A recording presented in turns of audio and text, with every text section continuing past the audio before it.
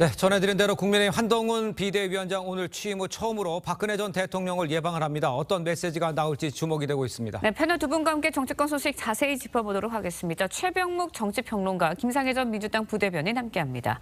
안녕하세요. 네, 반갑습니다. 자, 먼저 박 전 대통령 예방 관련해서 한동훈 위원장 입장부터 좀 들어보겠습니다. 지금 박근혜 대통령께서 이재명 대표나 조국 대표처럼 권력을 장악하겠다고 하고 계신가요? 그렇게 보시나요? 그런 취지가 전혀 아니죠. 저는 이명박 전 대통령님도 찾아가 뵐 계획입니다.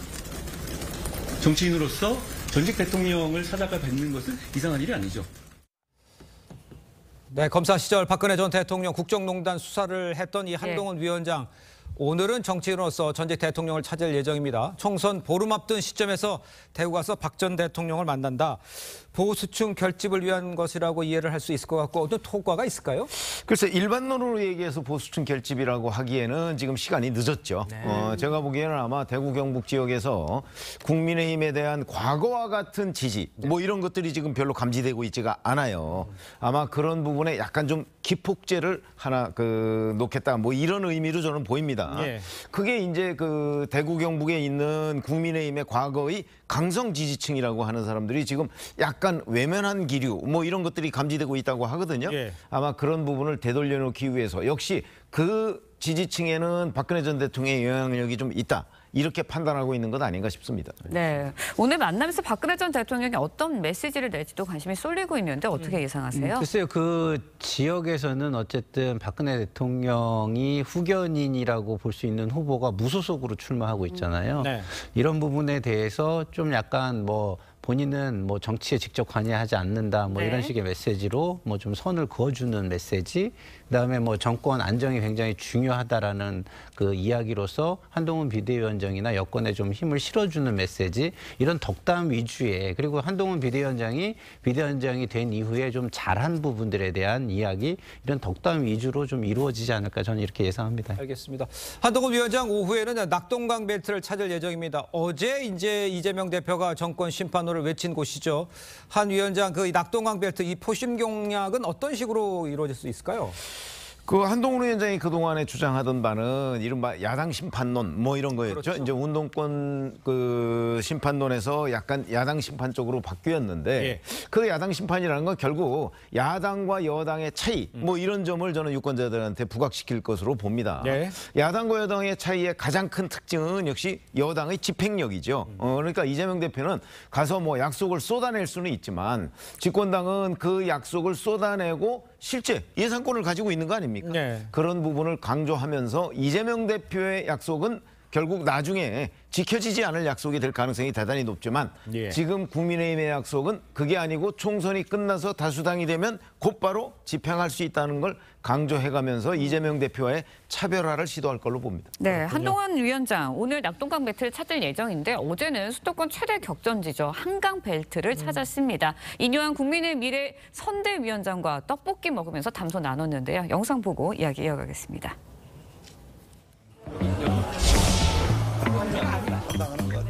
이제 제가 안 해도 떡볶이 좋아하세요? 저는 아주 좋아하고 마누라의 최고 메뉴. 그러니까 그렇게 우리 마누라가 좋아해. 우리 딴 얘기는 안 하고 이걸 좋아하는 게 대해서 참아요.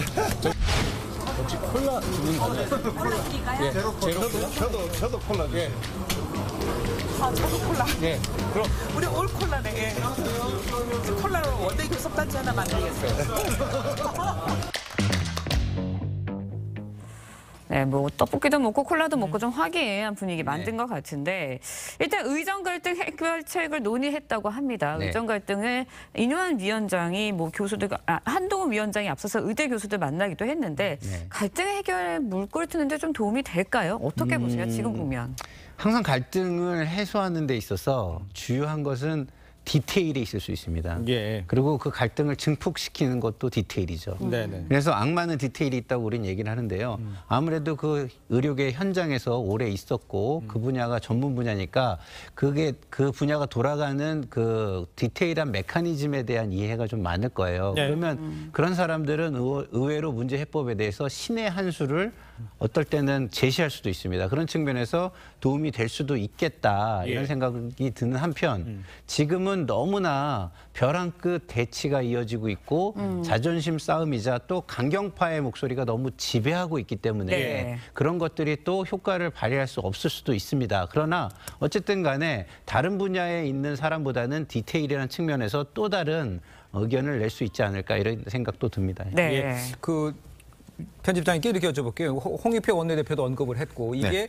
큰 시나리오에서 움직이는 것이다. 나중에는 막 해결될 것이다. 이렇게 시나리오론을 제기하는 것은 이건 어떻게 이해를 하면 좋겠습니까? 아니 그건 야당에서 저는 뭐 문제 제기를 할 법합니다. 예. 그러면 이제 결국 시나리오설 이렇게 되면 이 문제가 극적으로 화합이 될 것이다. 뭐 이런 거 아니겠어요? 그러니까요. 예. 지금 그걸 누가 예측할 수 있을까요?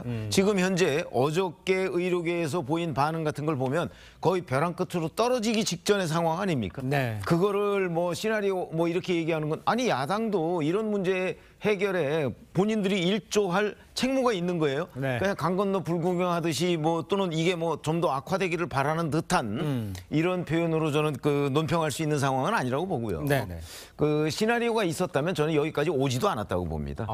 왜 그러냐면 지금은 거의 파국 직전이에요. 이런 상황에서 한동훈 비대위원장이 지금 그 일단 뭐 물고 정도 튼 거죠. 네네. 앞으로도 내일 어떻게 될지 오늘 어떻게 될지 아무도 예측할 수 없는 상황입니다. 예. 이런 시나리오 있으면 글쎄요 있었다면 저는 상황이 이렇게까지 악화되지도 않았고 문제 해법도 그렇게 되면 결국 의료계와 이게 뭔가 그 짬짬이를 하기 전에는 시나리오설의 유효성은 우리가 판단할 수 없는 거잖아요. 그렇죠. 지금 의료계가 뭐 짬짬이 할 수 있는 상황입니까? 네, 알겠습니다. 턱도 없는 얘기입니다. 알겠습니다. 알겠습니다. 이번에는 한강벨트 지역 여론조사 결과도 살펴보도록 하겠습니다. 네. TV조선과 조선일보가 실시한 여론조사 결과 동작을 지역에서 나경원 국민의힘 후보가 44%, 류사명 민주당 후보가 34%를 얻었습니다. 오차 범위 밖에서 네. 일단 앞서고 있고요. 네. 물론 뭐 여론조사가 모든 민심을 다 대변하는 건 아니지만 네. 이번에 여론조사 어떻게 분석하셨나요? 저는요, 저 지역은 뭐 추미애 전 장관이 여론조사를 많이 돌려보고 예. 그다음에 다른 후보들도 적합도 조사 같은 걸 많이 해본 지역이거든요. 네. 다시 말해서 저 지역은 그렇게 만만한 지역이 아닙니다. 지역 자체의 특성보다는 나경원 후보 자체가 그렇게 만만한 상대가 아니라는 거죠. 그래서 네. 정권 심판론이 비등할 때는 나경원 의원의 어떤 인물론을 네. 넘어설 때도 있기 때문에 앞으로 정권 심판론이 어떻게 작동하느냐에 따라서 저 추세는 바뀔 수도 있다라고 생각하지만 기본적으로는 나경원 후보의 인물론이 강세다 이렇게 보는 게 맞을 것 같습니다. 예. 또 다른 지역 한 곳 또 살펴보죠. 중성동갑입니다. 민주당 전현희 후보가 43%, 국민의힘 윤희숙 후보 27%입니다. 글쎄요, 이 지역 민심은 어떻게 평가를 할 수 있을까요? 뭐 저 지역은 잘 아시다시피 임종석 전 대통령 비서실장이 저 지역을 떠나지 않겠다 뭐 이렇게 얘기했던 곳 아닙니까? 그거는 바로 저 지역의 구도가 민주당에 압도적으로 유리하다 하는 걸 우리가 반증하는 걸로 봐야 되고요. 네. 지금 뭐 전현희 후보나 윤희숙 후보나 사실은 저 지역과는 아무런 연고도 없는 사람들 아닙니까? 그럼에도 저런 정도의 지지율이 나오는 것. 근데 뭐 다른 여론조사도 물론 있습니다. 네. 그거는 아마 최근에 이종섭 주 호주대사 문제나 황상무 전 수석 문제나 뭐 이런 걸로 국민의힘의 지지율이 많이 떨어진 그런 결과라고 저는 보고요. 예. 그래서 아마 저런 부분은 이제 그 시간이 지나면서 네. 뭐 시간이 물론 많지는 않습니다만은 국민의힘 후보가 이렇게 조금 그 회복하는 국면으로 갈 텐데 예. 그 회복하는 게 근접전이냐 아니면 역전도 가능한 수준이냐 뭐 여기에 결국 승부가 달려 있다고 봅니다. 알겠습니다. 자, 이재명 대표 소식도 짚어보겠습니다. 지난 15일 부산, 울산 방문 뒤에 열흘 만에 낙동강 벨트를 다시 찾은 이 대표, 부울경 메가시티를 약속하면서 윤석열 정부에 네. 날을 세웠습니다. 그 모습 함께 보겠습니다.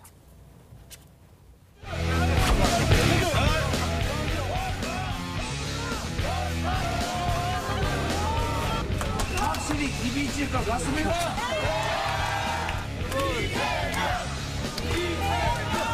한 사람이 세 표를 책임진다 아시겠죠? 잘 부탁드립니다.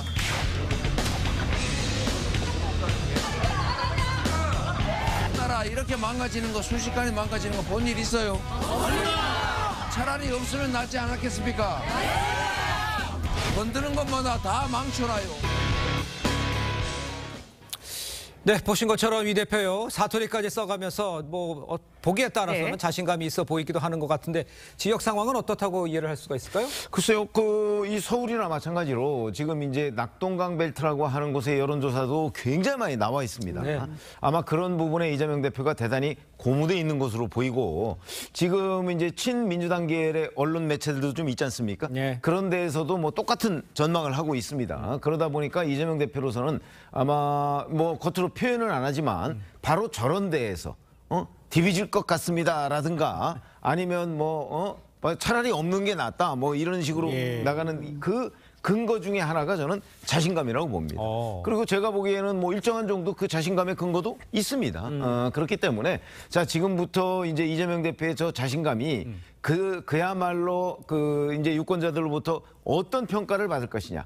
뭐 흔히 뭐 고개 들면 뭐 진다 뭐 이런 얘기를 하는데 그러니까요. 워낙 출중할 때에는 뭐 그것도 별 약효가 없을 수도 있습니다. 예. 그런 점에서 본다면 저는 지금 단계를 이종섭 주 호주 대사의 귀국, 그다음에 황상무 전 수석의 사퇴 이걸로 여권이 최악의 바닥에서 지금 치고 약간 반등하는 국면이다 이렇게 보고 있기 때문에 그러니까 시간이 조금 더 지난 뒤에 이 총선 결과가 정말 이재명 대표의 자신감을 반영한 그대로 그 결과가 나올 것이냐 아닐 것이냐는 건 앞으로 며칠간을 더 두고 봐야 된다고 생각합니다. 알겠습니다. 네, 자신감을 이야기해 주셨는데 자신감이 반영돼서일까요? 예? 이재명 대표의 현장 발언이 점점 더 거칠어지고 있는 것 같습니다. 어제 뭐 윤 대통령을 겨냥해서 차라리 없었으면 더 나았을 거다라는 표현도 나왔어요. 어떻게 들으셨나요?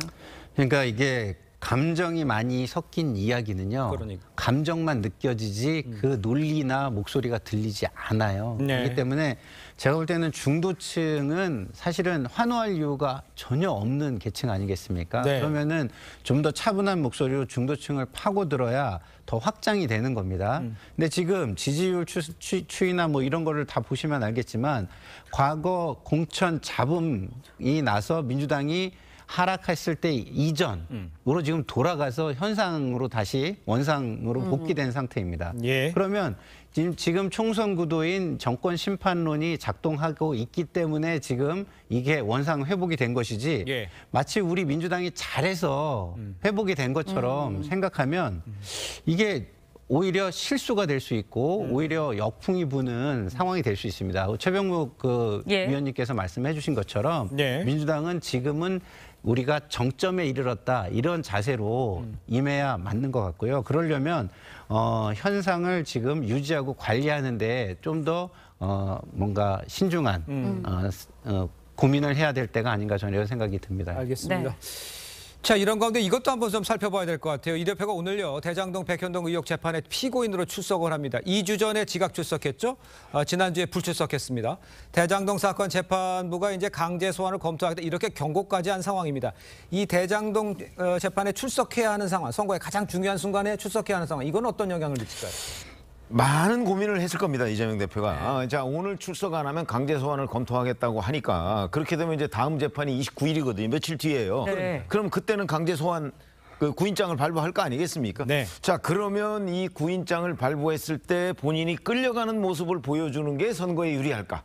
아니면 지금 그냥 한 번쯤 나가고 29일 재판에 또 안 나가면 또 강제 소환 얘기 또 나오고 그렇게 되다 보면 4월 10일까지 그냥 시간을 흘러가는 거거든요. 그래서 어차피 본인 생각은 4월 10일까지 재판에 나가는 걸 최소화하겠다는 생각이잖아요. 네. 뭐 저는 거의 달성됐다고 봅니다.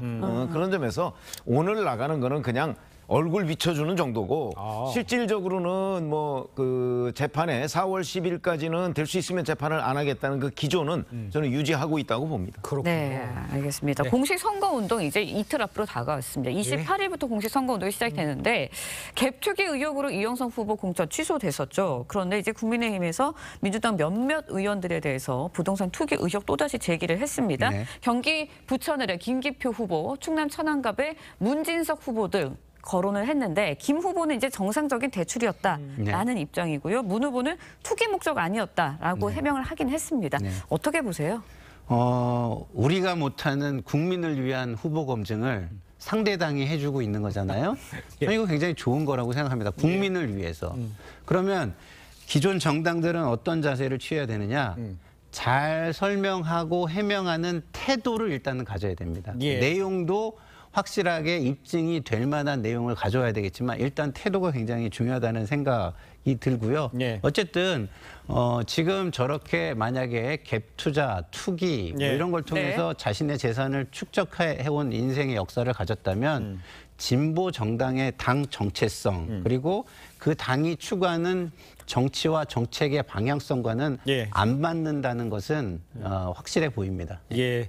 그러니까 지금 이제 토론이 이렇게 문제 제기를 했고요. 이렇게 답변을 했어요. 뭐 이렇게 얘기를 하는 게 중요한지는 모르겠습니다만 중요한 건 좀 김기표 후보 같은 경우에는 과거에도 근무를 하다가 문제가 발생하니까 청와대에서 나온 거잖아요. 석 달 만에 사실상 경질됐죠. 그러니까 네. 그 문제 제기를 하는 것에 대해서 이 정도 대답, 정상적 대출이었다. 이 정도 대답 이게 맞는 거냐? 이건 어떻게 보십니까? 아니 그 당시에도 정상적 대출이었다고 본인이 해명을 했어요. 예.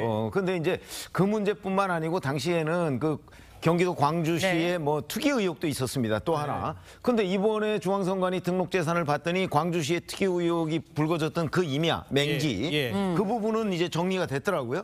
그러면 이제 갭 투기 의혹은 여전히 남는 거예요. 아. 근데 본인이 방송에 나와서 해명하는 걸 보니까 이 해명이 뭔가 명쾌하지가 않아요.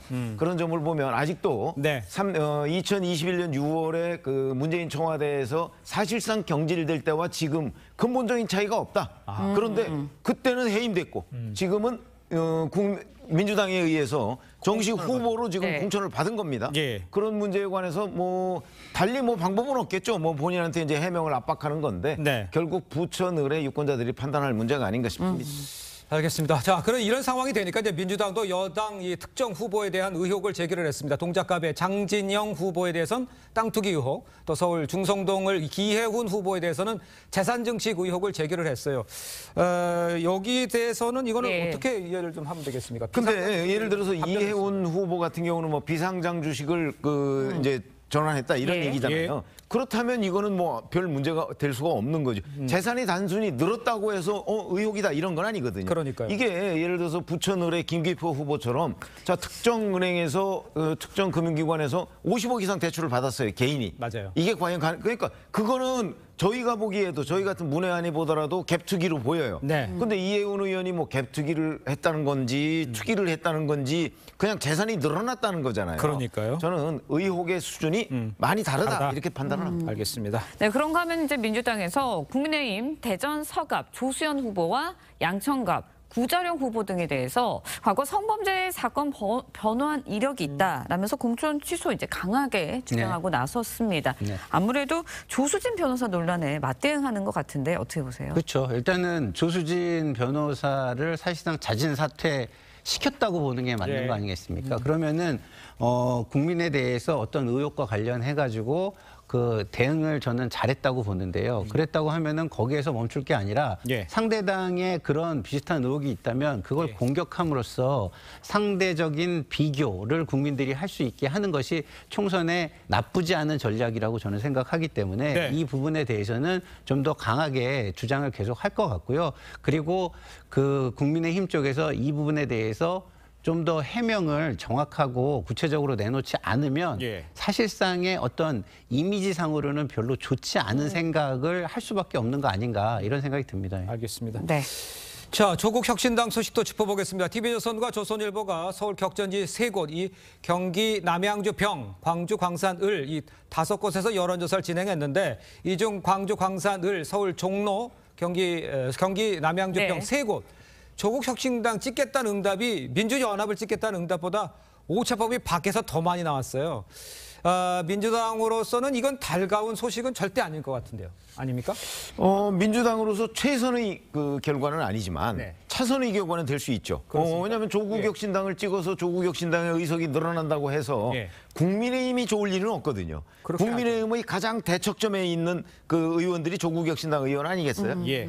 그러나 민주당에도 예를 들어서 이게 이제 어떻게 민주당과 조국 혁신당의 의석이 나눠지느냐에 따라서 네. 자칫 잘못하면 조국 혁신당이 캐스팅 보트를 질 수가 있어요. 그러면 민주당과 조국 혁신당과의 관계가 애매해질 수 있다고요. 이제 아마 이재명 대표는 그런 점을 염려를 해서 네. 조국 혁신당에 대한 견제를 시작한 것으로 봐야 될 것입니다. 네. 뭐 이 대표가 이제 이른바 몰빵론 강조하면서 뭐 가시적인 성과로 이어지지 않는 모양새 보이고 있는데 이유가 뭐라고 보세요? 그러니까 국민들은요.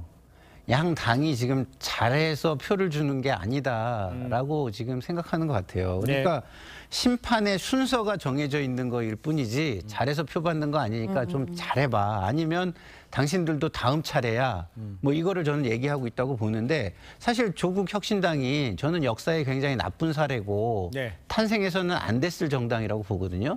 근데 거대 양당이 잘하고 있으면 이런 정당이 우리 역사에 탄생할 수 있겠습니까? 그래서 저는 두 거대 양당이 좀 반성하고 이 못하기 경쟁이 아니라 그리고 거악을 더 큰 거악을 제거하는 차악 선택의 선거가 아니라 최선을 선택하는 선거로 바꿔줄 수 있는 그런 정치 행위와 정책 활동 이걸 좀 했으면 좋겠다 이런 바람을 가져봅니다. 네, 총선이 이제 보름 앞으로 다가왔습니다. 가까우면서 유권자들의 시선을 잡기 위한 후보들의 경쟁도 본격적으로 치열해지는 모습인데요. 인터넷에서 유행하는 콘텐츠를 적극적으로 활용해서 2030에 구애하는 후보들 먼저 보고 오시겠습니다.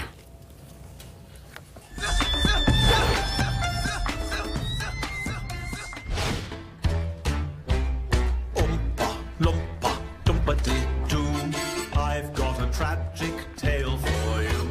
A pimp, that's a pimp. That's a pimp, no, that's a pimp name.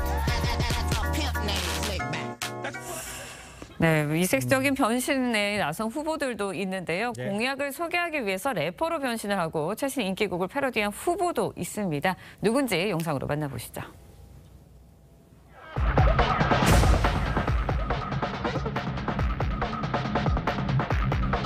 서리풀 뚫어놓고 강남을 한 번에 못 가는 우리의 기분을 니들이 알아? 뜻대로 되고 있어. 투표하기 전 넌 내게 말했지. 투표한다고 뭐 달라지냐고. 마찬가지야 이 당도 저 당도 결국에는 다. 글쎄 이제 여야 후보들의 이색적인 홍보 모습을 지금 보셨는데 글쎄 뭐 이색적이라기보다는 표를 얻기 위해서는 뭐라도 하겠다 이렇게 봐야 되는 거 아니겠어요? 표를 얻기 위한 아이디어의 일환이다 이렇게 보는 거죠. 그러나 이제 저런 것들이 그 어떤 승패를 결정지을 만한 그런 분수령이 되지는 않는다. 저희들의 경험상. 그러니까 다만 사람들이 이제 관심을 가지고 보고 그 후보의 이름을 기억해주는 효과는 있습니다. 그러나 이제 저게 과연 몇 %포인트나 본인한테 도움이 될까? 뭐 이런 걸 저희가 판단하기는 좀 어렵다고 봅니다. 알겠습니다. 이뿐만 아니라요. 제3정당의 이제 기호 홍보전도 뜨겁습니다. 기호 9번을 받은 조국 혁신당. 조국을 숫자 9를 활용한 이야기도 있고요. 뭐 6도 있습니다. 이런 것들은 이런 전략들은 어떻게 보십니까?